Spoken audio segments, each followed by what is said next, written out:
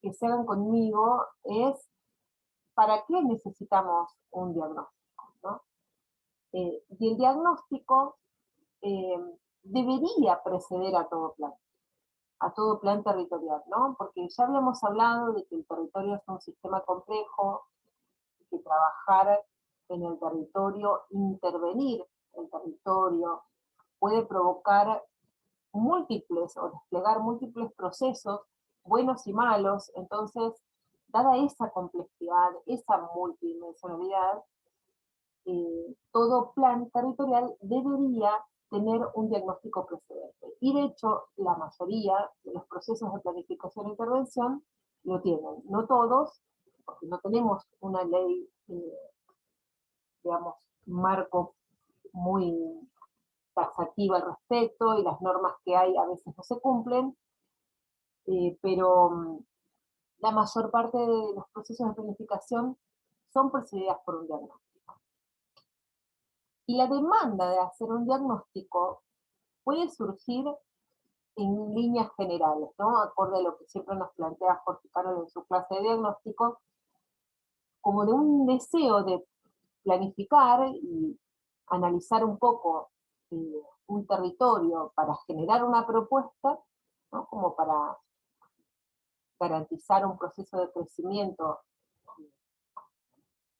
con previsiones de tipo social, ambiental, económica, o lo que mayor parte sucede en nuestra realidad argentina en particular es que se planifica cuando hay un problema, cuando hay que resolver algo, cuando hay que reparar conflictos en las tendencias de desarrollo urbano. Esto es lo que frecuentemente sucede. Ahora, las preguntas, ¿no? Porque un diagnóstico es una explicación, es una hipótesis, ¿no? Bueno, una afirmación que procura explicar las causas de un proceso, de un fenómeno.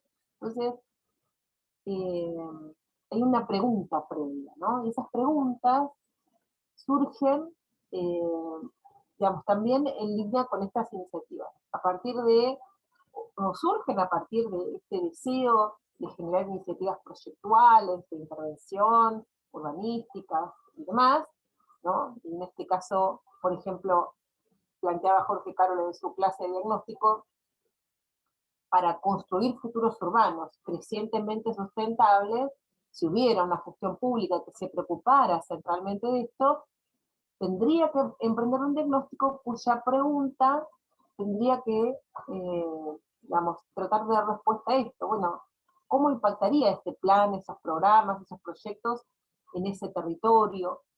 ¿Cuál sería la mejor forma de desarrollarlo, de implementarlo, de construirlo, ¿no? Ahora, cuando surge el diagnóstico de un tema problema que hay que resolver, las preguntas son distintas y apuntan a cómo resolver los déficits de calidad de vida en la expansión del Gran La Plata, por ejemplo, ¿no? En el caso particular de este año. O cómo articular la planificación territorial, la gestión de suelo y la política de vivienda en la ciudad. Estas son preguntas que están muy en línea con el tema y el área de trabajo que tenemos nosotros este año. El contexto del diagnóstico siempre es el plan, ¿no? El plan que articula programas, proyectos. Nosotros tenemos que hacer un plan en la segunda parte del año. Por eso ahora estamos haciendo un diagnóstico, ¿no? Y ese plan que vamos a hacer va a ser, va a constituir una forma sistémica de resolver los conflictos y encauzar las potencialidades que nosotros encontremos a través de este diagnóstico que estamos desarrollando ahora, ¿no? Operando sobre los procesos y las causas que generan estos conflictos y explican o producen estas potencialidades. Si nosotros hacemos, digamos, construir un diagnóstico no es algo trivial, no es una receta, no es que hacemos todos lo mismo, todos los diagnósticos de las áreas de trabajo van a ser idénticos, porque un diagnóstico es una construcción subjetiva, ¿sí? Es una construcción que implica eh, un desarrollo de ideas, análisis previos, síntesis, y que su formulación, bueno, depende mucho de condiciones, de las condiciones de los problemas que se están observando y de la mirada de quien lo está construyendo, de ustedes, de sus herramientas conceptuales y de sus cuestiones ideológicas también. Ahora, es muy relevante la etapa de diagnóstico porque de la buena formulación, ¿no? Cuando uno logra definir el problema territorial que nos toca abordar adecuadamente con sus causas de primer orden, de segundo orden, con sus efectos, cuando uno lo logra tomar, configurar adecuadamente, entonces uno tiene una gran parte de la respuesta bastante resuelta, ¿no? Por eso es muy relevante la generación de una buena formulación del problema. El problema no es algo que está ahí, nosotros lo encontramos, sino que nosotros lo formulamos, nosotros definimos cómo un proceso es problemático, en qué medida es problemático y en qué medida depende de otros problemas que convergen o no convergen en ese territorio. Entonces, la etapa de diagnóstico es una porción de las etapas de la planificación territorial. En la clase inaugural vimos, hay diferentes métodos, ¿no? de procesos de planificación, incluso de diagnóstico. Nosotros pretendemos que ustedes apliquen algunos métodos, algunas técnicas, pero no defendemos ni queremos instalar como una única manera de hacerlo las prácticas que nosotros desarrollamos en educación. No es importante el instrumento, sino la capacidad de análisis territorial eh, y la capacidad de problematizar para poder generar respuestas de calidad. De calidad implica que además son sistémicas, que componen todo el territorio. Esta es una imagen de una clase del profesor Martino, donde sintetiza un poco la planificación estratégica de Carlos Matus, pero me interesaba acá plantear que el proceso de planificación en el que se contextualiza el diagnóstico eh, es un proceso en el cual nosotros tenemos que construir, dimensionar, reproducir, representar cuál es la situación actual de nuestra área de estudio, ¿no? En su contexto espacial, en su contexto territorial, pero hay una situación que nosotros estamos observando, estamos analizando. Nosotros este año, 2021, estamos analizando 4 áreas de estudio sobre el eje de la 44 en el año 2021. Esa es nuestra situación actual sobre la cual nosotros estamos haciendo foco. Y a través de nuestra construcción problemática, nuestra construcción de ese mapa de situaciones que están en el territorio, que son explicativos de los procesos que tenemos nosotros, que empezamos a observar, vamos a ir construyendo una situación objetiva a la que queremos ir, que nos va a dar los elementos en esta segunda etapa del año donde vamos a hacer el plan, ¿no? Entonces están muy ligadas la construcción de la situación actual y la construcción de la situación objetivo durante este proceso de diagnóstico. Nosotros necesitamos, para llevar adelante un proceso de diagnóstico, desde lo metodológico, que es lo que vamos a ver hoy en particular, tenemos que contar con 4 elementos fundamentales. Vamos a repasar porque los tenemos todos. Tenemos que tener un objetivo, tenemos el objetivo del trabajo práctico y lo vamos a repasar. Necesitamos conceptos sobre el tema que estamos diagnosticando y hemos tenido cuántas clases teóricas y material bibliográfico para ir construyendo nuestra caja de herramientas conceptuales.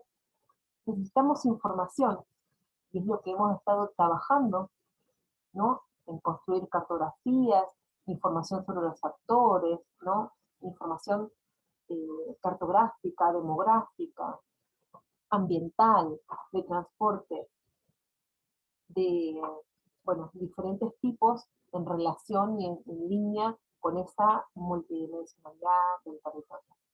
Y además de estas tres cosas, de necesitar objetivos, necesitar conceptos para hacer esos recortes, ¿no? No podemos dimensionar todo, necesitamos conceptos para ver, discriminar qué información es relevante, cuál necesitamos. Esos conceptos son muy relevantes.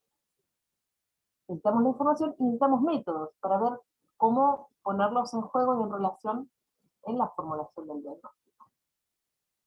Nuestro objetivo es producir un diagnóstico urbano barrial en áreas de Gran La Plata, como base de propuestas para la integración de la política de vivienda con la planificación territorial. Nuestras áreas de análisis tienen diferentes tipos de vivienda, gestionadas de muy diversas maneras, por desarrolladores inmobiliarios, por iniciativas populares, las tomas, por iniciativas del Estado Nacional. Hay diferentes orígenes de la vivienda en las distintas áreas de estudio, ¿no? Y necesitamos poder analizar cómo accede, cómo es el acceso al suelo y a la vivienda de la población que habita estos territorios. Este es nuestro objetivo. Y además lo vamos a hacer, vamos a analizar haciendo foco en los ejes de análisis de crecimiento, desarrollo urbano, movilidad y accesibilidad, la conflictividad ambiental y los actores sociales. Lo vamos a analizar este gran tema sobre el cual venimos construyendo nuestra caja de herramientas conceptuales desde el día cero de clase, y vamos con la información que precisamos a hacer eje en estos aspectos. Los conceptos. La segunda parte. Necesitamos objetivos, necesitamos conceptos.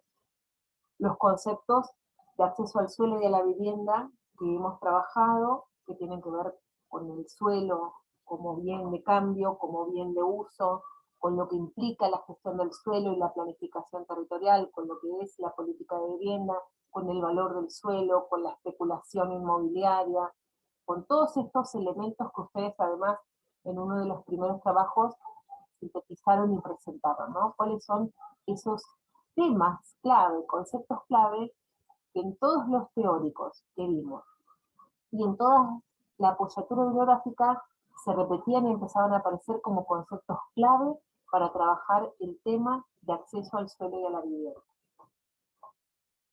Luego tuvimos distintos accesos a temas conceptuales que tienen que ver con la estructura urbana, su forma de crecimiento, con la accesibilidad, con la movilidad, con las cuestiones ambientales, y tuvimos una clase específica de Jorge Carol sobre actores sociales. Bueno, información, nuestra tercera pata para construir el diagnóstico, la empezamos a trabajar durante todo este tiempo, ¿no? Empezaron ustedes a construir su cartografía, a hacer su investigación sobre estas distintas áreas, sobre sus orígenes, sobre sus nombres, su historia, sus habitantes y sus formas de vida. Los métodos. Esta clase es parte de la construcción de este cuarto componente, que es los métodos, ¿no? Tenemos objetivos, tenemos conceptos, tenemos información y tenemos métodos. El método, que como les dije antes, hay muchos métodos para hacer diagnósticos, nosotros no hacemos hincapié en los métodos, pero les ofrecemos uno que consideramos que es bueno y que se adapta a los tiempos y escalas de trabajo pedagógicos de nuestro taller. En primer lugar, es importante saber que un diagnóstico es la formulación de una síntesis problemática. Y dentro del proceso analítico, dentro del proceso digamos, que se despliega para la construcción del diagnóstico, hay un momento en que tenemos un montón de problemas encontrados o situaciones potenciales, todas sueltas, ¿no? Que las empezamos a ver. Bueno, formular el diagnóstico, porque no es algo que encontramos ahí, como decimos, sino que es una formulación que ustedes hacen, donde jerarquizan los problemas que encuentran, implica un trabajo de síntesis, ¿no? Entonces, a mí me gusta trabajar para entender lo que es un proceso de conocimiento, diagnóstico es un proceso de conocimiento de un territorio, me gusta trabajar con la taxonomía de Bloom, que es un pedagogo muy reconocido en el ámbito de la docencia universitaria, que plantea que el proceso de conocimiento, el que nosotros vamos a aplicar, estamos aplicando a un territorio, tiene estas etapas, ¿no? Una de conocimiento como inicial, una de comprensión, que es una profundización, una de aplicación, que implica ciertos, probar distintas cosas adentro de otras, análisis, que implica comparaciones. Bueno, la síntesis es una de las últimas partes de todo ese proceso de conocimiento.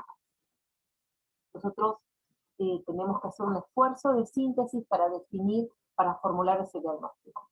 No podemos plantear que el diagnóstico se sintetiza en que el 90% de las viviendas de mi área no tienen cloacas. Ese es un problema, sin duda es un problema grave, pero no puede ser la síntesis del diagnóstico, por la multidimensión del territorio y de los procesos territoriales y de los actores involucrados. O sea, hay problemáticas diversas y tenemos que construir una síntesis que los ponga en relación. Este listado de verbos son los que utiliza Benjamin Bloom para decidir cuáles son los procesos de trabajo que se llevan adelante cuando uno quiere construir una síntesis, ¿no?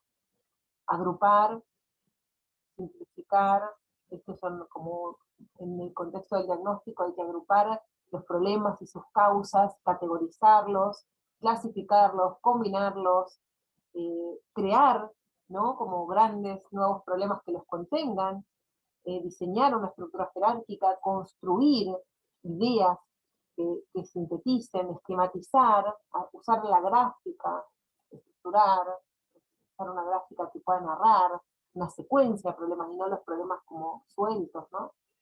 Reacomodar, relacionar, reorganizar, comunicar, transmitir. Entonces, decíamos que de todas estas etapas, el diagnóstico claramente no es una descripción. El diagnóstico es una explicación del periodo. Es una explicación que ustedes construyen. Es la mejor que a ustedes les salga. Es una hipótesis de cuáles son los problemas. Es una hipótesis que es la respuesta, una respuesta posible a la pregunta original. Una hipótesis es una afirmación respecto de una situación. La hipótesis es una afirmación, una verdad posible, que habrá que comprobar. Es una verdad posible. Es una hipótesis explicativa que identifica, relaciona y conecta las, los problemas, las potencialidades del territorio de estudio en un momento, en este momento de análisis y contexto dado, ¿no? Esta hipótesis que implica el diagnóstico identifica esos problemas, esas condiciones, propone una explicación sobre cómo se conectan, cuáles son eh, causas o efectos de cuáles problemas. Hay un juicio de valor, ¿no? Sobre los distintos procesos que componen ese territorio y fundamentalmente un diagnóstico lo que provee es fundamentaciones y argumentaciones para formular lineamientos para los planes. O sea, lo que no tiene que pasar eh, en un buen proceso de planificación es que haya decisiones arbitrarias, que no se desprendan de argumentaciones y fundamentaciones. Y esas argumentaciones y fundamentaciones deberían estar basadas en análisis rigurosos sobre la realidad observada que se está queriendo diagnosticar. En general, lo que se procura, sobre todo cuando se tiene que discutir políticamente el desarrollo o la intervención de un plan de lo que fuera, lo que puede hacer la diferencia en ese debate y aprobación posible son las argumentaciones de por qué es necesario desarrollar o desplegar este plan que involucra cierta inversión y qué va a pasar si no hacemos nada en esta situación, ¿no? ¿Cuál es el escenario futuro si nosotros no intervenimos? Esto implica el diagnóstico, una hipótesis explicativa de lo que sucede y las fundamentaciones y argumentaciones de lo que vendrá, ¿no? De por qué es necesario hacer un plan. Bueno, el diagnóstico explica los conflictos y las potencialidades de manera sistémica, ¿no? Las vinculaciones recíprocas, las causas entre ellos, los procesos que los atraviesan, los vectores temáticos, los actores, eh, las tendencias también, esto que hablamos, ¿no? Las tendencias en ausencia de plan.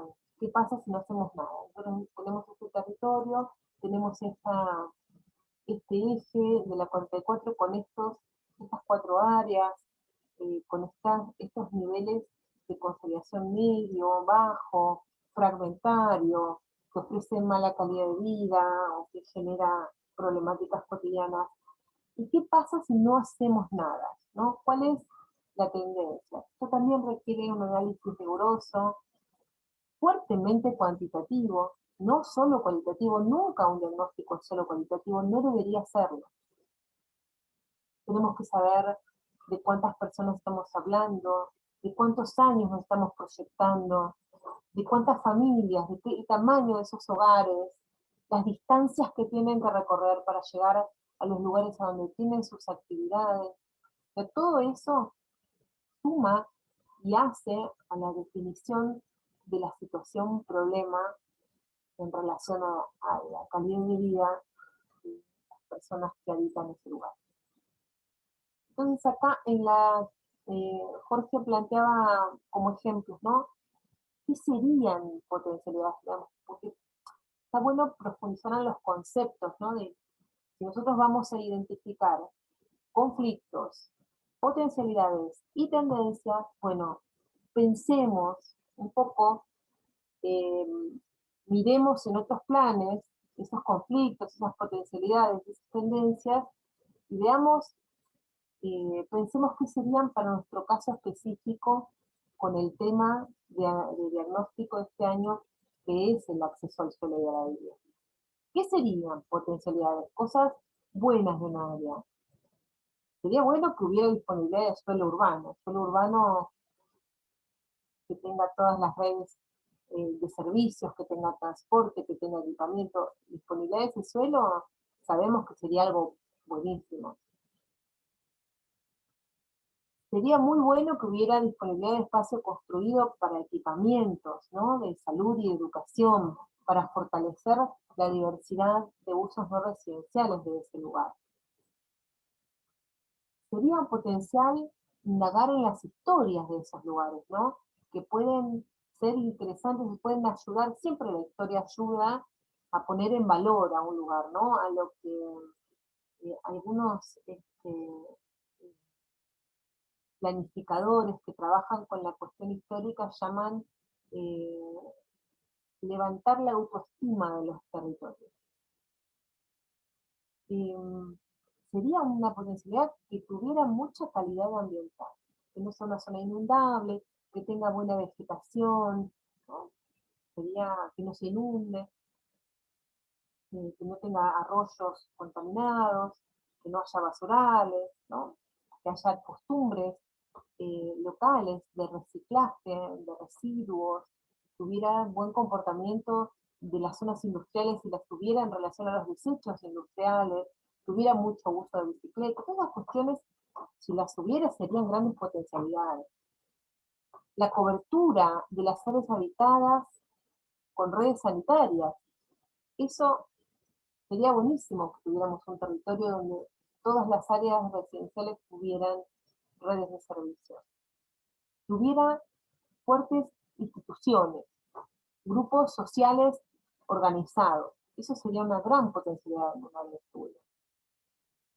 Tuviera que sea de calidad el espacio construido, que haya buena accesibilidad, ¿no?, a grandes actividades o centralidades en la histórica, que a la vez también tenga buena autonomía con sus propias actividades, sería una gran potencialidad, que hubiera presencia de elementos para el diseño paisajista, que hubiera recursos humanos y naturales, que hubiera valores del suelo accesibles, que hubiera buenas vialidades y transporte. Si hubiera todo esto,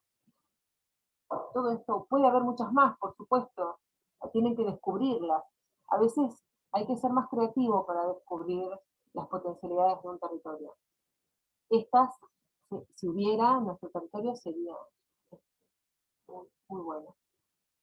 ¿Qué conflictos? ¿Qué serían conflictos? Bueno, barrios habitando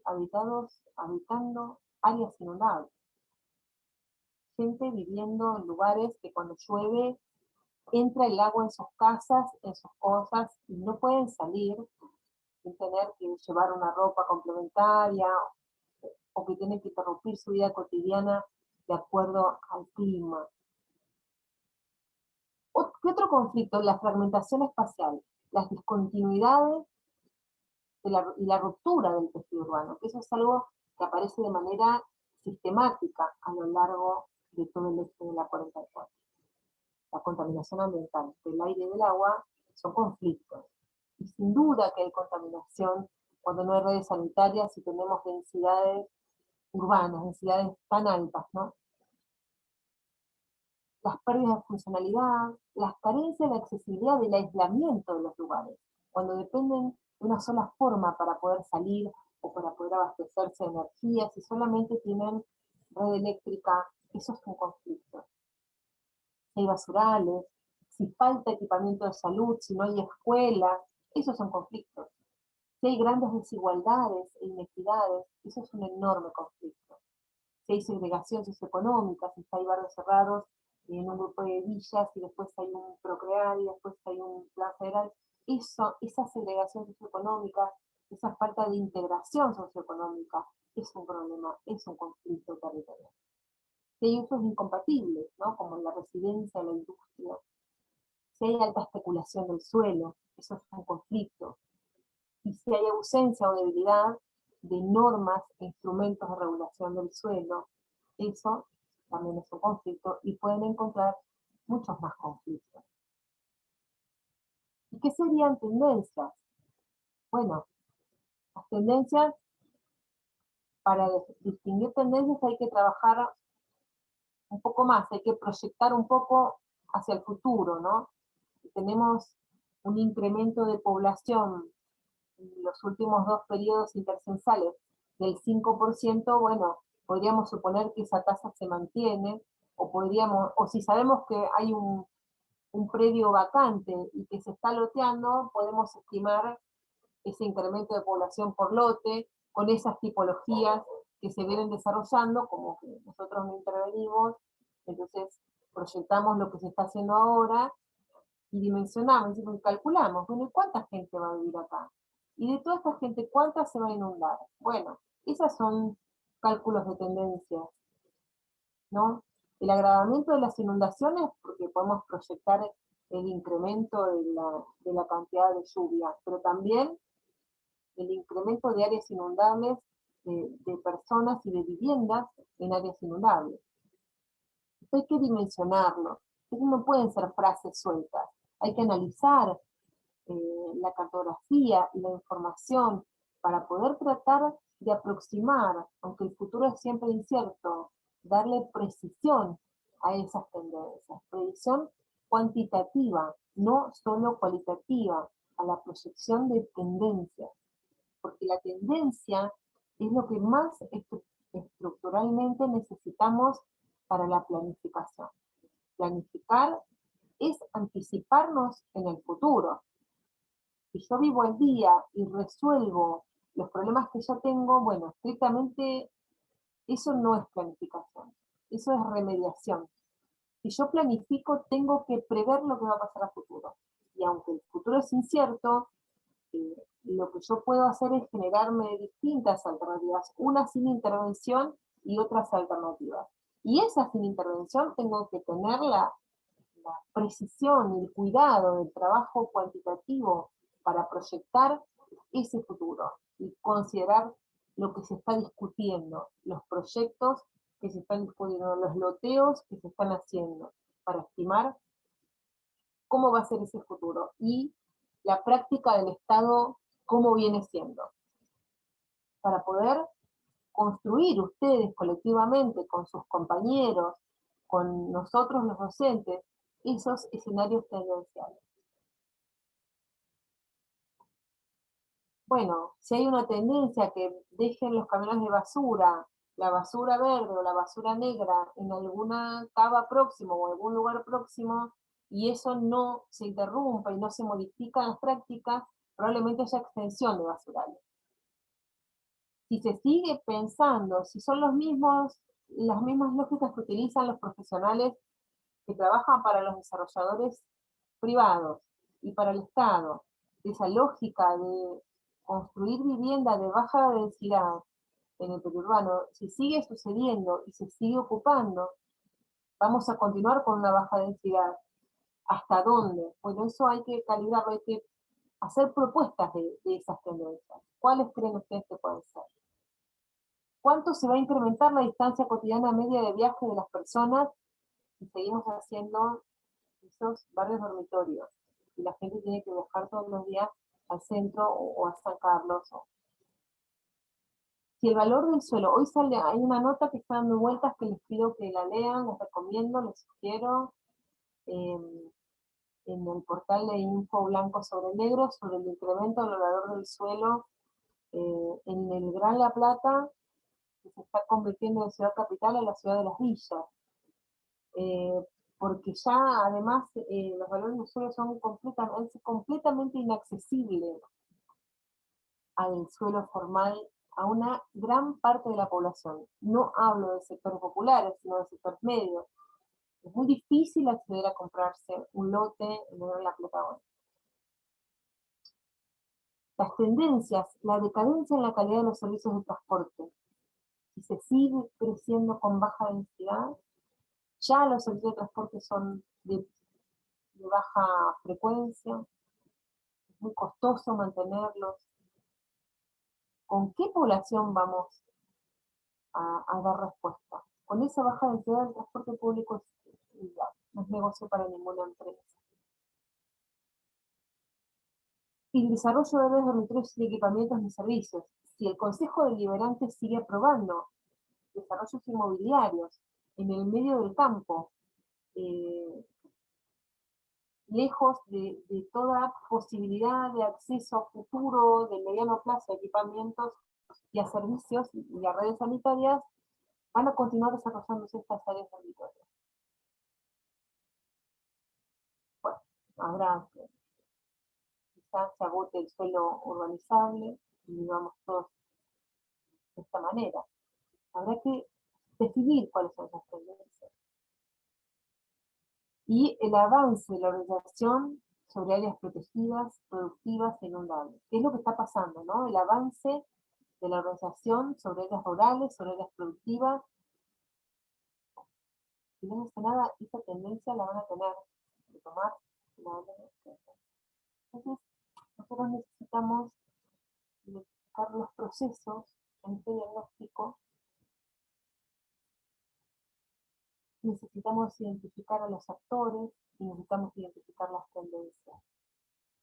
Los procesos, ¿cuáles son las condiciones en las que los conflictos ocurren más frecuentemente o en condiciones más críticas? ¿Cómo cambian? ¿Quiénes los hacen cambiar? Los actores involucrados, quiénes los motorizan, las características específicas de los afectados y las tendencias. Cuándo ocurren, en qué dirección, con qué intensidad, a qué velocidad, el curso probable de su evolución.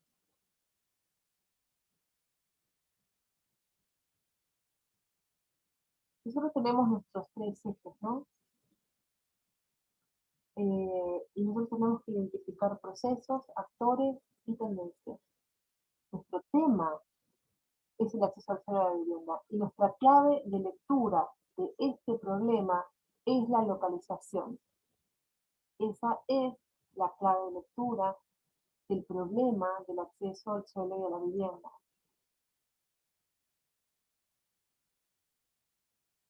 Nosotros tenemos que hacer ese análisis de los procesos para el diagnóstico recorriendo nuestros ejes de análisis.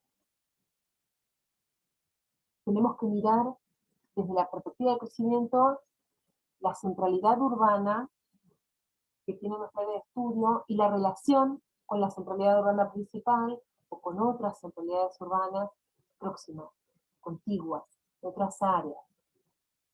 El nivel de consolidación urbana, ¿no? La conexión a servicios sanitarios, la densidad de ocupación, la calidad constructiva de las viviendas, el nivel socioeconómico de la población.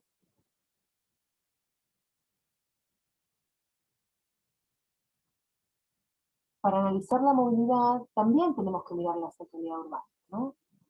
¿Por qué? Porque la centralidad urbana es atractor de viaje. Entonces, si yo tengo una fuerte centralidad urbana, tengo quizá menos viajes al centro de la ciudad histórica, ¿no? Si no tengo centralidades, tengo que viajar todo el tiempo, y ese es un foco que yo tengo que hacer. La densidad de ocupación es importante, porque es muy difícil llevar un transporte público de calidad con las bajas densidades que hay. Menos de 150 habitantes por hectárea es totalmente inviable para una empresa, para un concesionario de transporte. La accesibilidad y la conectividad de mi área de estudio. Tengo que ver su vialidad, su red de comunicación vial, su transporte, qué líneas y qué frecuencias de transporte conectan a esa área de estudio con las contiguas y con la ciudad central. Tengo que ver qué cualidades tienen esas infraestructuras para otros modos de transporte, como puede ser la bicicleta o el auto. Tengo que dimensionar las distancias, dimensionar. Un diagnóstico necesita números, necesita dimensión. No podemos hacer un diagnóstico solo con ideas generales. Tenemos que tener un respaldo cuantitativo de las ideas que construimos. Necesitamos conocer las distancias máximas, medias, internas, al barrio vecino de la siguiente centralidad, al centro histórico de la ciudad, a los entornos contiguos. Desde el eje ambiental, necesitamos saber también la conexión a servicios sanitarios básicos, a redes de agua y de cloacas. Porque sabemos que con esas densidades altas, si hay pozos negros y hay pozos de agua, hay un enorme riesgo y alta posibilidad de contaminación, de problemas de salud para los habitantes y contaminación de las napas. O sea, la cuestión ambiental es muy crítica. Necesitamos ver la cuestión de los entornos contiguos, de los cursos de agua, de las presencias de recursos a cielo abierto, de las cotas de inundación. Y los actores, ¿no? Sergio recién en su clase planteaba, ¿quiénes intervienen en el proceso, en el acceso al suelo y a la vivienda? Bueno, el Estado, el mercado, los que acceden y los que no acceden. Yo tengo que poder identificar en mi área de estudio, hablábamos de que el Estado, el mercado o las personas que acceden y no acceden tienen diferentes maneras de producir vivienda y tenemos un muestrario en todas nuestras áreas de estas distintas formas. Entonces ahí tenemos que identificar a los actores, ¿no? A veces el Estado es el actor activo, a veces solo con las normas deja hacer o impide hacer. Y para identificar las tendencias, bueno, necesitamos recorrer un poco esa historia para poder anticipar. Porque en realidad las líneas de tiempo tienen una tendencia a la continuidad, ¿no? Y nuestro territorio, el Partido de La Plata, ha tenido esta continuidad de expansión urbana, fragmentaria, de baja densidad, a lo largo de muchos años, ¿no?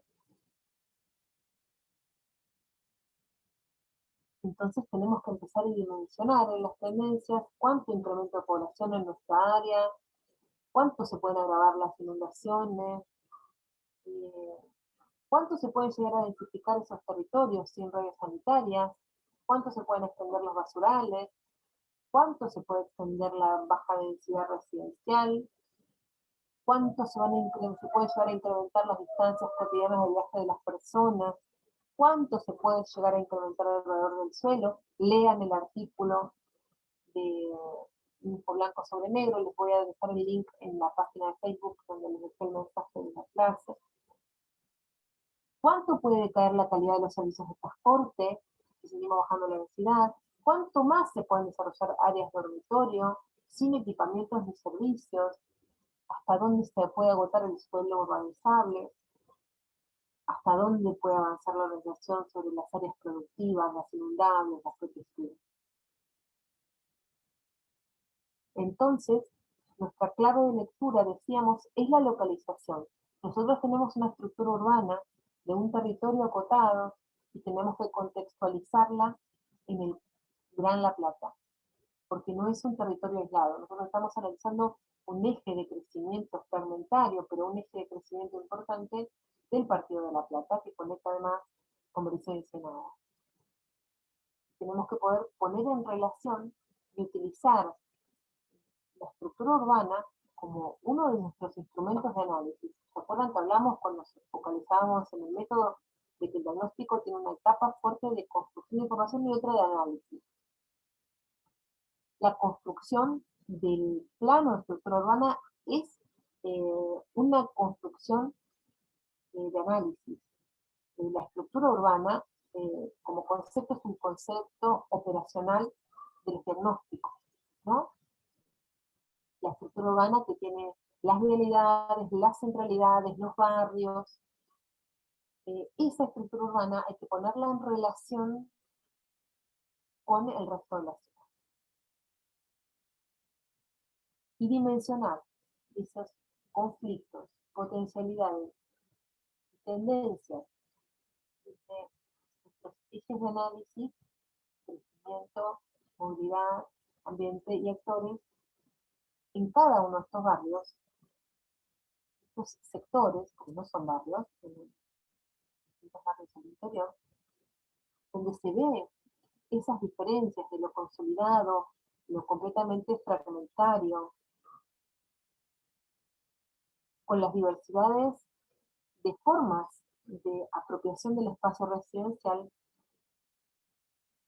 Entonces yo tomé un cuadro de análisis de Juan Pablo del Río, que es un geógrafo y doctor en geografía, que ha trabajado mucho este tema y que plantea un poco estas dimensiones de la cuestión de la localización. Yo le decía, la clave de lectura es la localización de estos lugares, la clave de lectura del problema, ¿no? Porque hay cuestiones económicas, hay cuestiones políticas, hay cuestiones históricas, hay cuestiones de la planificación, de la gestión, pero la clave de lectura de todas ellas es la localización. No significa que el problema sea espacial, significa que la distancia a la ciudad es una clave de lectura. Entonces, en este planteo, él toma algunas de estas dimensiones, o sea, trabaja estas dimensiones, algunas de ellas de las que hablamos, como centralidad urbana, y dice, bueno, ¿cómo la dimensionamos? Centralidades comerciales, según número de empleados y capacidad bancaria, centralidades normativas primarias y secundarias definidas por la zonificación de uso de suelo, y áreas habilitadas para uso residencial de alta densidad, según la zonificación, y casco histórico, según la mancha urbana. O sea, él plantea en un estudio particular que hizo la información que encontró para cualificar y definir la calidad de centralidad de un territorio. En cuanto a accesibilidad y conectividad, la red de transporte público automotor, el área de influencia de las estaciones del ferrocarril, corredores con más de 3 líneas de transporte, y corredores según códigos de zonificación, existencia de transporte público a menos de 300 metros de las casas, existencia de al menos una cuadra pavimentada.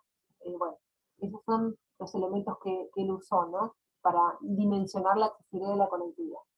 La consolidación urbana es un tema que también cuando nos falta es un problema, es un conflicto.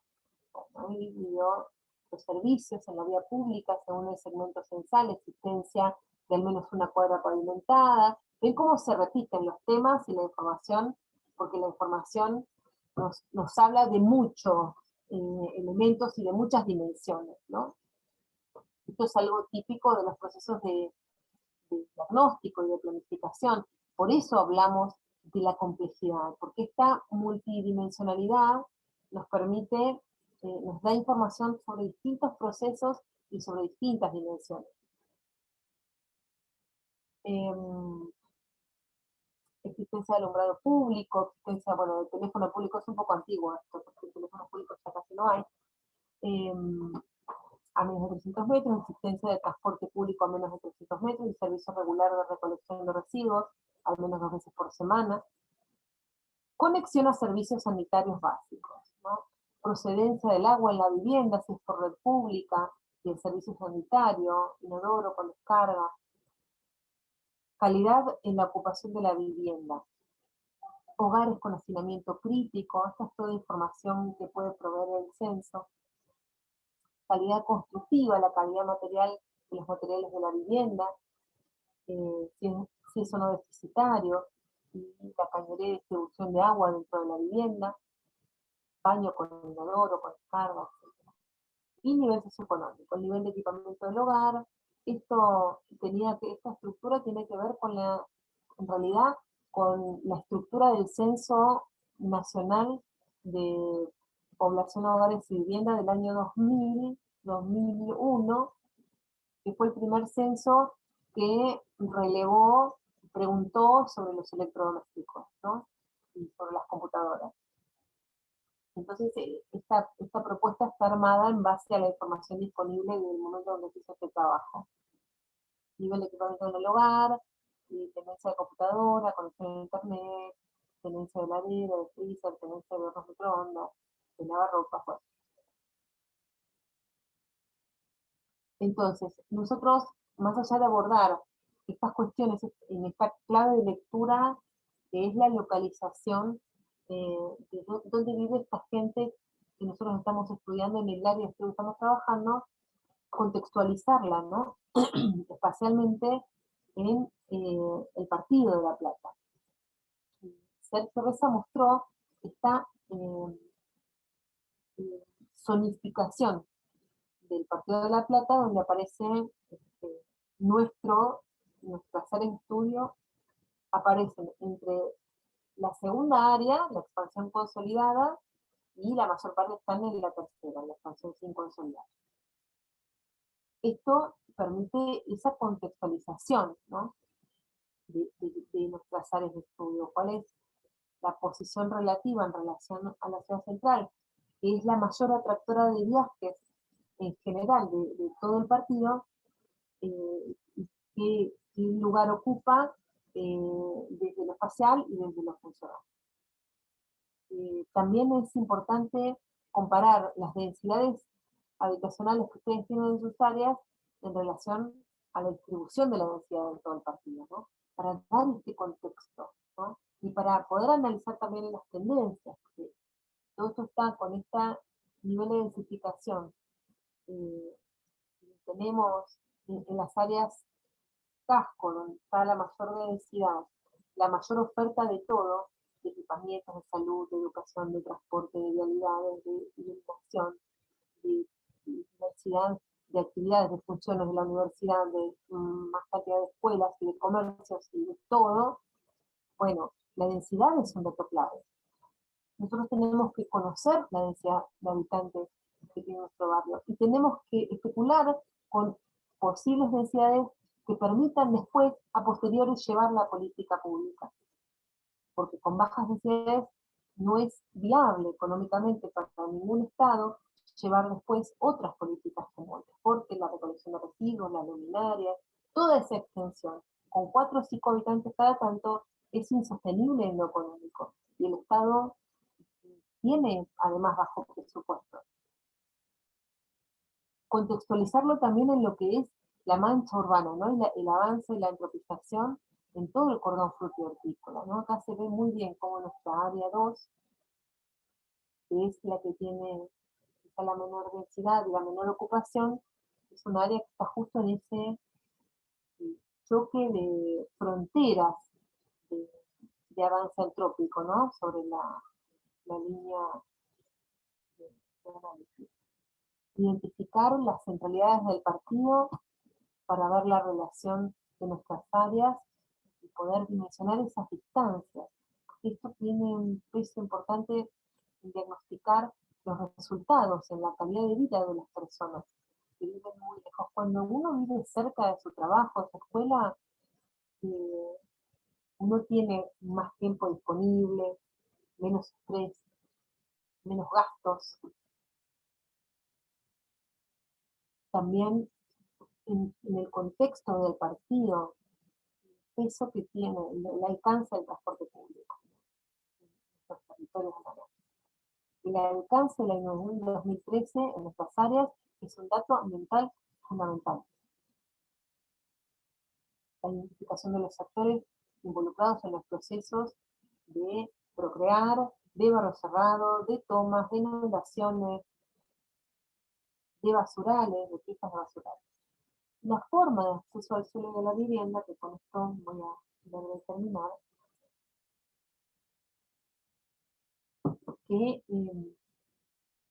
es significativa que en los últimos 20 años hemos tenido un enorme despliegue de viviendas de baja densidad, de muy baja densidad, que pareciera que en la perspectiva nunca se van a convertir en ciudad, porque están demasiado lejos, porque tienen muy baja densidad y porque no tenemos posibilidad de conformar una ciudad con semejantes distancias por los costos de las unidades, de los servicios, como que están condenados esos territorios que han crecido en los últimos 20 años. Lo que ustedes están viendo ahora en la pantalla es una foto de un barrio del Plan Federal, que creo que es del año 2004, de General Rodríguez, en el Gran Buenos Aires, y de este lado lo que ven es un conjunto de viviendas de Villa Lisa, creo que es de Villa Lisa, los años 60, donde se generaba política de interés social y esta, más allá de todas las críticas que ha recibido, se integraba al tejido urbano preexistente, ¿sí? Bueno, estaban siempre orientados a 45 grados respecto del norte para tener asoleamiento, con algunos criterios proyectuales y de implantación del movimiento moderno, pero hoy son parte de la ciudad, no están fuera de la ciudad. Y por supuesto con todas las redes sanitarias, los servicios, las redes energéticas.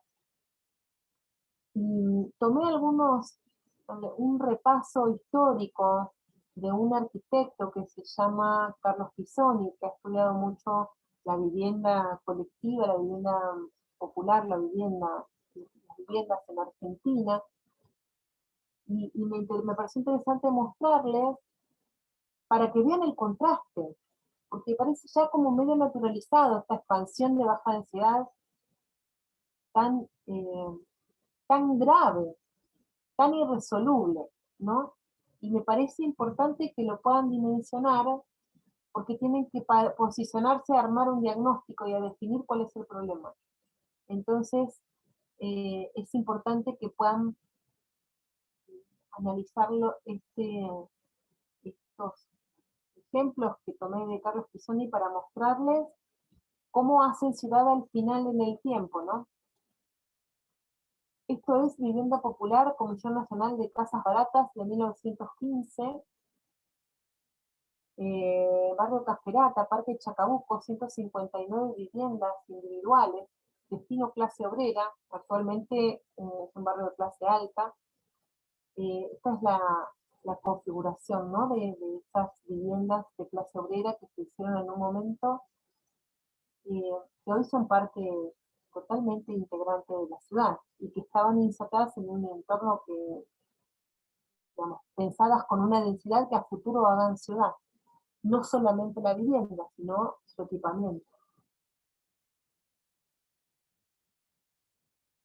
El barrio Buteler, y un poquito antes, en 1907, 64 viviendas individuales de estilo clase obrera, actualmente viviendas de la clase media, un poco menos de densidad, ¿no?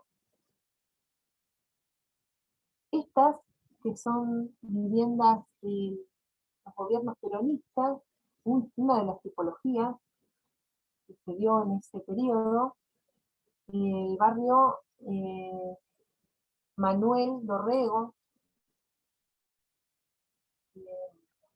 son monoblocks, ¿no? Como los que hay en Villa Lisa, parecidos, un poco parecidos, que tienen espacio verde, muy en línea con lo que iba planteando el movimiento moderno en esos años, ¿no? Fíjense que hay espacio verde, acá no hay para la vivienda colectiva loteos. Nosotros hoy en día tenemos un montón en el casco, por ejemplo, tenemos torres en lotes individuales donde vive un montón de gente. Acá se planteaba verde y la implantación de estas torres, estas placas. Entonces esto generaba una gran densidad, se aprovechaba el suelo con servicios y tenían ciertas cualidades ambientales con su espacio verde público. Este es un barrio más paradigmático de ese mismo periodo, un conjunto de 15.000 viviendas, imagínense 75.000 personas, 80.000 personas en 15.000 viviendas, y bueno, un conjunto de viviendas que fue pensado con diversidad de tipologías, con diversidades de equipamientos también y sus propias centralidades, y que conformó, se integró en poco tiempo a la establección, ¿no? Este otro, del año 58, el barrio Lisandro de la Torre, de 96 viviendas, que son así también este estilo de placas de planta libre, con vivienda de interés social, un ascensor, acá son de 6 niveles, con espacios verdes, bien en línea con lo que planteaba el movimiento moderno en ese momento.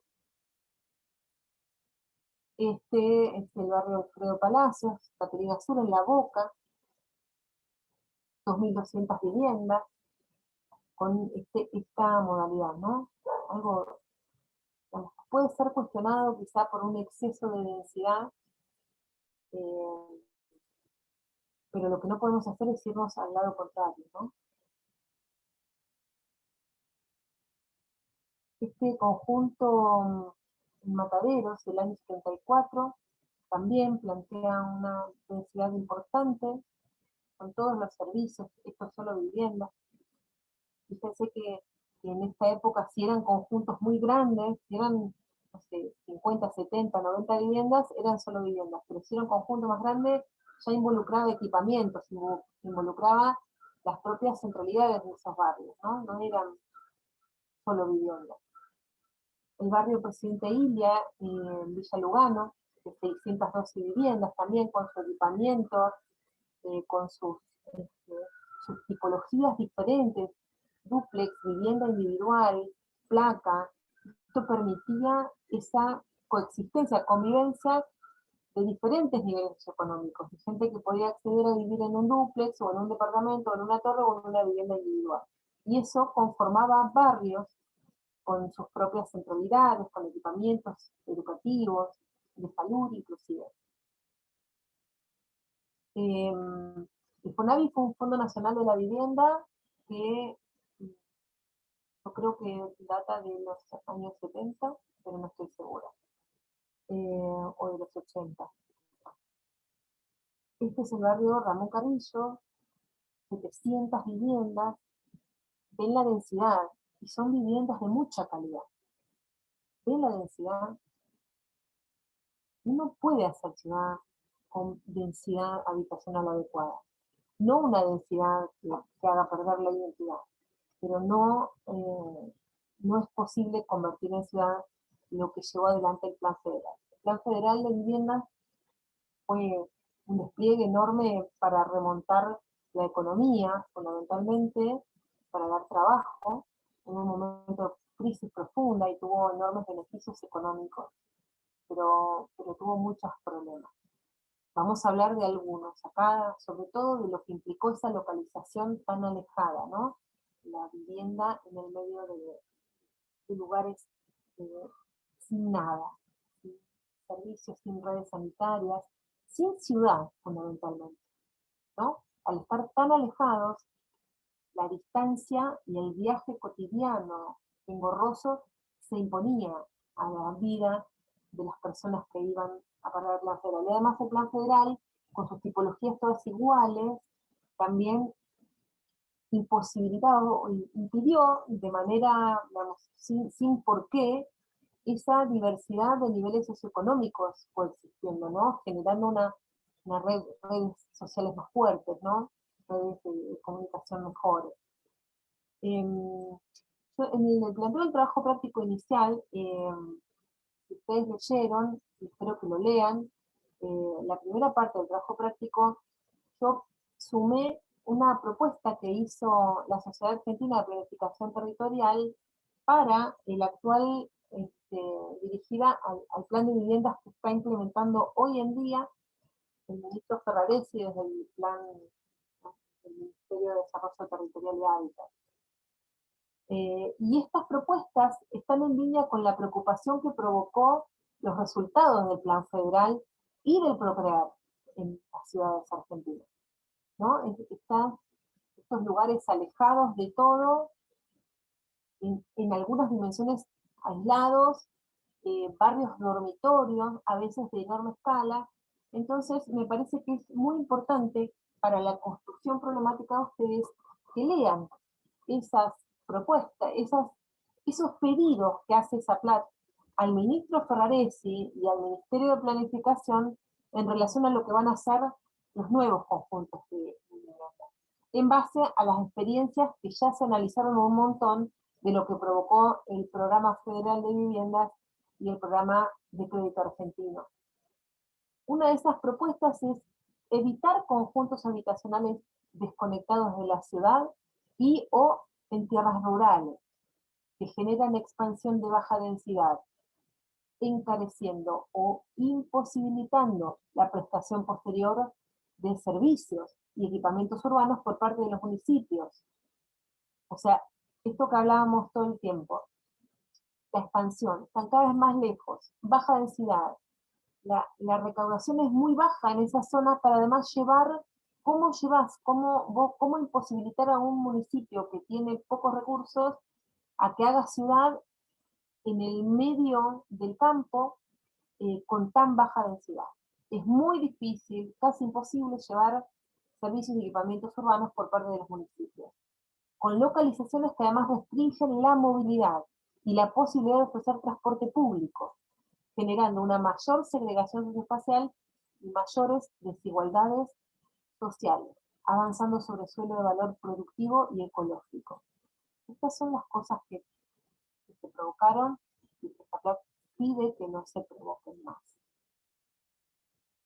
Otro de los puntos en el texto que van a encontrar en la primera página de la guía de trabajo práctico que le pide SAPLAT al ministerio es evitar el modelo de vivienda individual como formato único de solución habitacional. Si nosotros tenemos como formato de vivienda en nuestro territorio solamente la vivienda individual, tenemos un problema. Evitar el modelo de vivienda individual como formato único de solución habitacional, que hace un uso poco eficiente del recurso suelo, resulta costoso para el desarrollo urbano, favorece la expansión en baja densidad, no prevé la dotación de equipamientos, salud, educación, cultura, administración, servicios, y tiende a generar barrios dormitorios de mala calidad urbana. La tercera cuestión, no puse todas, puse 3 nada más. Ustedes pueden leer el trabajo práctico. La otra cuestión que le propone Zaplat, que le pide Zaplat al ministerio, es evitar la construcción de gran cantidad de viviendas en un mismo sitio, a modo de grandes barrios de vivienda social, los cuales impactan muy negativamente sobre la escala de la ciudad, tergiversando los criterios locales de ordenamiento urbano, sus tendencias de crecimiento y requiriendo de empresas constructoras de mayor envergadura, lo que puede restringir una movilización de recursos humanos y económicos propios de cada territorio. Ya terminando, reconocimiento de conflictos y potencialidades, la lectura es en clave de la localización de la estructura urbana, ¿no? ¿Qué vamos a encontrar? Y no sé, altos, bajos valores del suelo, buena, mala accesibilidad, buena, mala o media calidad ambiental, la normativa de uso del suelo, cumplida, incumplida, carencias de conexión a redes de servicios, o buena conexión en algunas áreas, densidades muy bajas, quizá un 80% de la población en San Carlos conectada a red de servicio y un 20% viviendo sin conexiones, densidades muy bajas en algunos lugares, densidades buenas en otros, vialidades escasas, barrios segregados, en riesgo ambiental, tierra vacante en engorde, especulación, mala calidad del servicio de transporte o buena, discontinuidad territorial, grandes distancias cotidianas para la gente. Bueno, Sergio planteaba en su clase cuáles son los problemas de la expansión.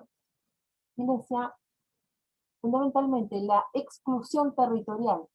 La mayor parte de la gente no vive en una ciudad, sino en algo muy diferente, muy incompleto, con una urbanización de muy mala calidad y falta de oportunidades urbanas.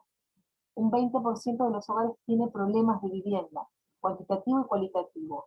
Más de 25.000 viviendas se encuentran en villas y asentamientos en La Plata. Se acrecientan las tomas de tierras y se criminaliza el problema. La ciudad se produce por extensión sobre periferias no equipadas. Los centros equipados se densifican y expulsan a la gente, ¿sí? Porque se achican las tipologías, porque se incrementa el valor del suelo, expulsan a la gente. Las demandas sociales se incrementan. Abordajes compartimentados por parte del Estado, ¿no? Nación dice una cosa, provincia hace otra, y municipio otra. Los instrumentos de planificación son insuficientes, ¿no? Y esto tiene que ver con varios instrumentos de los que se habló Julieta en su clase, habló Sergio en la suya, y se mencionan en los textos que leímos, de Gargantini, bueno, no me acuerdo cuál otro más, pero se hablan de los instrumentos para la gestión del suelo, ¿no? El Estado puede penar la retención especulativa del suelo, ¿no? Esa creación de escasez artificial. La puede penar con distintos instrumentos que tiene, tanto la Ley Provincial 8912 como la Ley de Acceso Justo al Hábitat. Hay un montón de herramientas, hay que querer aplicarlas. Y si no se aplican, eso es un problema, eso es un conflicto. Las proporciones entre lo que está adentro y lo que está afuera crecen sustancialmente y se agudizan los problemas de alquiler. Esto, desde el año pasado, tal vez, una entrega de planeamiento, donde se armaron marcos problemáticos. El diagnóstico requiere de armar marcos problemáticos y árboles de problemas. Ese es un teórico que les voy a dar dentro de 15 días. Pónganse a trabajar en lo que les dejo hoy. Solo me interesaba mostrarles, anticiparles un poco, que el marco problemático, digamos, es una herramienta valiosa porque permite poner en relación los conflictos y las potencialidades por tema y ver cómo se vinculan, pero tiene el riesgo de sesgo temático y nosotros tenemos que elaborar un problema que integre todos los ejes de análisis. Nosotros no podemos armar un árbol de problema para la movilidad, un árbol de problema para el acceso al suelo, un árbol de problema para el crecimiento. Eso no sirve, no resuelve nada, no genera pautas para ningún plan. Hay un ejercicio de análisis integrado que hay que hacer, que es un esfuerzo intelectual, que es una construcción, donde nosotros integramos los ejes de análisis para poder construir, formular el problema estructural con eso el diagnóstico. Este es un árbol de problema que lo pasamos rápido como un ejemplo, no vamos a focalizar acá porque, como les dije, dentro de 15 días va a haber una clase de árbol de problemas y de síntesis cartográfica del diagnóstico, pero esta idea, me quedo con esta idea que planteaba Jorge en uno de sus antiguos teóricos de diagnóstico. Los diagnósticos no son automáticos ni evidentes, hay que construirlos, hay que trabajarlos, hay que sintonizar con los conceptos, involucrarse, aplicar esos conceptos en el área de estudio para entender, para interpretar, ¿no? Y si son interpretaciones hipotéticas y valorativas.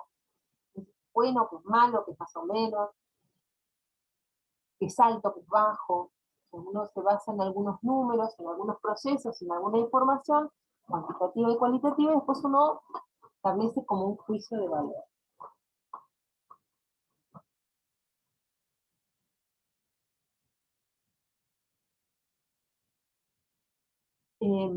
Y esos juicios de valores están ligados a la posición, el interés y la orientación de las personas que lo hacen, ¿no? O sea, hay una componente ideológica muy fuerte.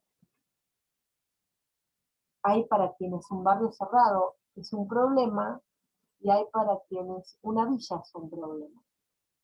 Y hay para quienes la segregación socioeconómica es un problema. Entonces, la cuestión ideológica forma una parte muy importante de cómo se construyen y definen los diagnósticos. Un diagnóstico expresa visiones políticas y partidarias, a veces también, pero no necesariamente. No son solo técnicas, ¿no? No es una pulcritud científica que no tiene nada que ver con la vida política, no.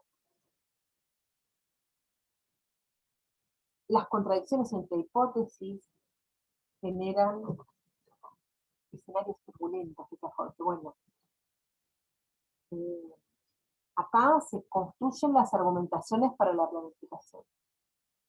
En el mejor de los casos se debaten en el ámbito de un recinto, ¿no? En el Consejo Deliberante. A veces el nivel de debate de los consejos deliberantes están bajo, que se aprueban cosas sin entenderlas, sin saber. Bueno, entonces nuestro cronograma de actividades. Hoy es 8 de junio. Esta es la teórica del diagnóstico que acabo de darles. La clase que viene van a trabajar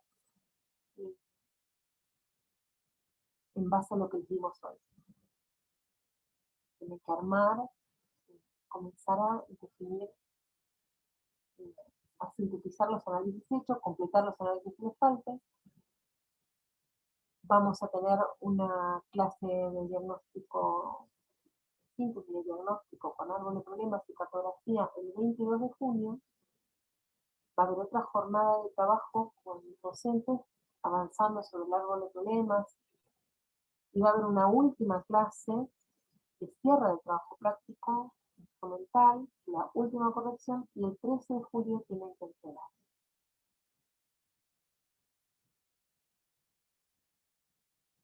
Así que no se durmieron, si están ahí.